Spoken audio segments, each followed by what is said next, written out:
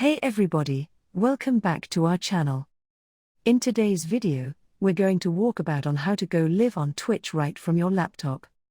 So, let's get started. The first thing you need to do is download an application called Twitch Studio. I'll make it easy for you, check the link in the description below. Click on Download Twitch Studio, and once it's downloaded, you're good to go. In my case, I've already got it installed. Now, open Twitch Studio application. After setting login and verification. Now that you're in Twitch Studio, you'll see various options.